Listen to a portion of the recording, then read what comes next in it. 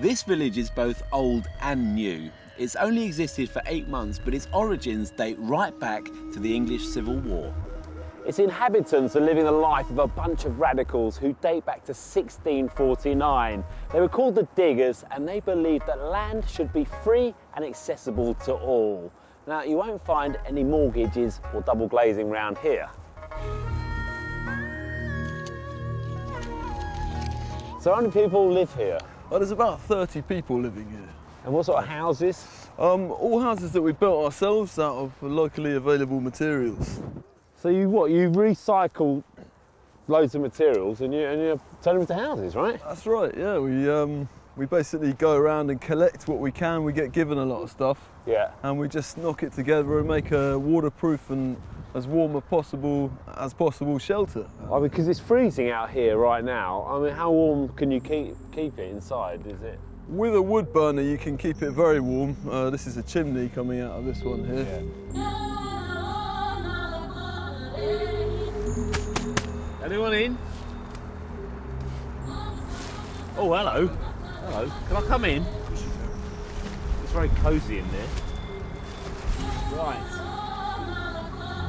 This is amazing structure, really well insulated. How did you make this home? The poles that you see, they're from hazel trees and they're coppiced locally. And then you have sheets on the outside of that, and then insulation, which was donated to us, and then tarpaulin over the top of that.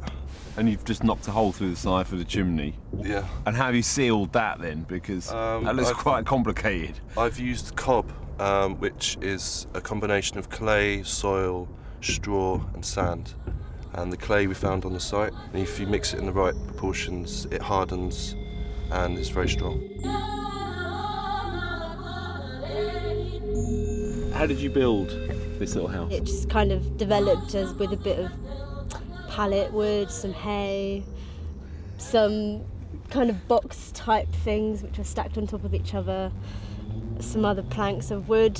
Some of the walls don't have this like anything you could get your hands on, basically. Basically, yeah, just like, oh, that fits, and just put it together.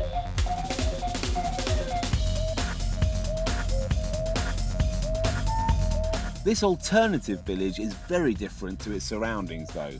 It's in Brentford in West London, which has in the last few years been very desirable for developers. One of those desires was to build more river-facing flats here next to Kew Bridge. But planning permission wasn't granted, so this plot remained wasteland for many years.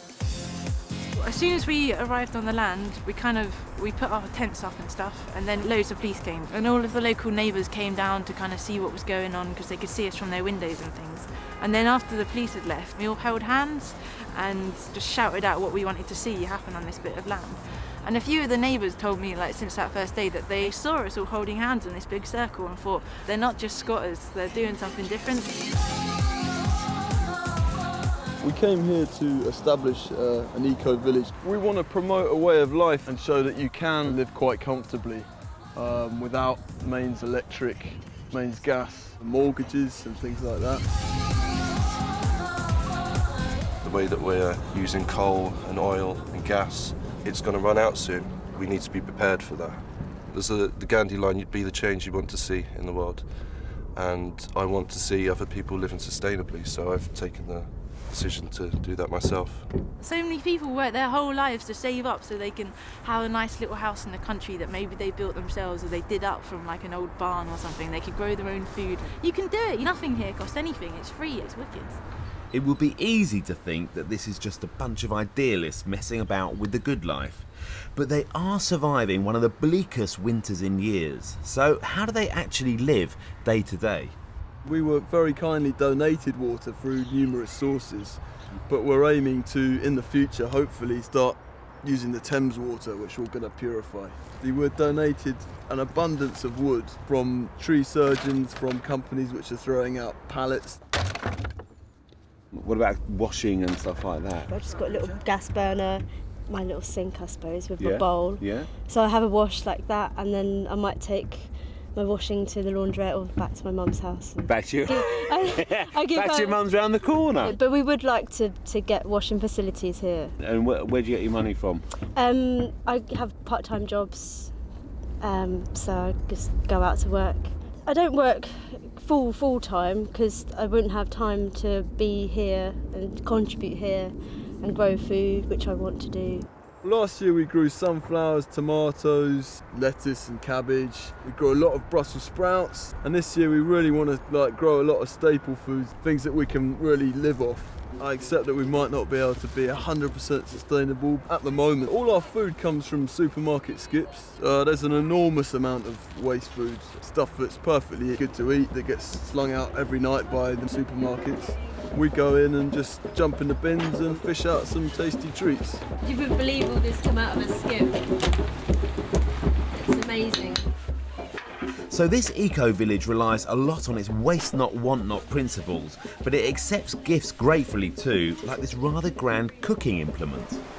It's a skillet. I just offered it to them, and the girls came in and cleaned it up and gouged into it V for vegan or V for vegetarian or what, I can't remember. The thing underneath, they've cobbed it with mud from the river. That's old stones and mud. And then it sits on top. I'm the local blacksmith. I'm 20 paces from the eco-village. They came over and asked about making heaters for their tents, which is where we really got involved in helping them sort those out. We wondered when it got colder and colder and colder, there were 25 there in the summer, whether it would diminish. But at last count, there were about 35 there, so the winter brought more people in.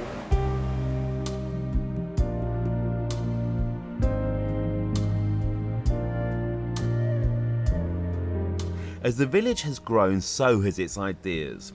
Organised events like this Seed Swap Day mean they're very popular locally. But they are squatters, and the developers now have planning permission to build on the site. They of course want the eco-activists to leave, so what does the future hold for these hardy outsiders? This is it forever now. Not necessarily here. There's a few other empty plots in this area which would be quite nice to open up and get the locals in. The local community, the support that they've shown us, shows that it does work, that if people live on the land and they open it up to the local community and they invite them in the way that we have, then people like it. People know that something is wrong with the way that we're living, and thus they're saying, right, we've got to do something. History shows that small groups of people have always been the groups that have changed things, and there's no reason why that won't happen again now. And hopefully we're changing things for the best.